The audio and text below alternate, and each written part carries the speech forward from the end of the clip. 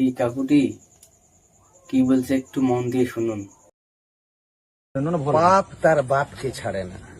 ভগবান গীতায় শ্রীকৃষ্ণ বলেছিলেন, যদা যদা হি ধর্মস্য গ্লানি ভবতি ভারত অভ্যুত্থানম অধর্মস্য তদাত্মানম সৃজম্যহম পরিত্রাণায় সাধুনাম বিনাশায় চ দুষ্কৃতম ধর্ম সংস্থাপনার্থায় সম্ভবামি যুগে যুগে। ভগবান শুধু এ কথা বলে থামেননি, ভগবান ইয়েও বলেছেন, সর্বধর্মান্ন পরিত্যেজং মামেকং শরণং ব্রজ অহং তং সর্বপাপেভ্য মোক্ষয়ামি মা শুচ।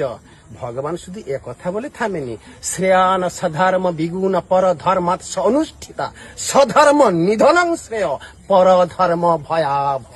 আমরা ভাতা চাই না, আমরা কর্ম চাই, আমরা শিক্ষা চাই, আমরা শিল্প চাই, চাই ভারতবর্ষের সমস্ত জনগণের পেটের ভাত, চাই তাদের রুজি রোজগার, চাই তাদের মানবিক মূল্যবোধ, চাই তাদের এই বিশ্ব ব্রহ্মাণ্ডে আমরা যেন স্বাধীনভাবে চলাফেরা করতে পারি।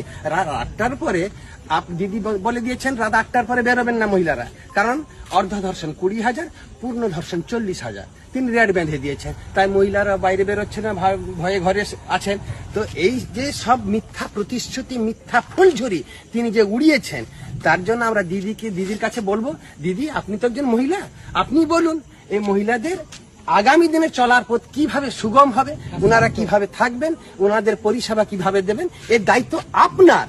আপনি এটাকে এড়িয়ে যেতে পারেন না, কারণ পশ্চিমবঙ্গের মাটি দুর্জয় ঘাঁটি, বাংলার মনীষীদের কথা আমরা স্মরণে রেখেছি। এই বাংলা ক্ষুদিরামের, এই বাংলা মাতঙ্গিনী হাজরার, এই বাংলা বিনয় বাদল দীনেশের, এই বাংলা রবীন্দ্রনাথের, এই বাংলা রাজা রামমোহন রায়ের, এই বাংলা সমস্ত মনীষীগণের, এই বাংলা বিবেকানন্দ একটা কথা বলেছিলেন, গর্ব সে বলো হাম হিন্দু হ্যায়। জয় শ্রীরাম। জয় শ্রীরাম।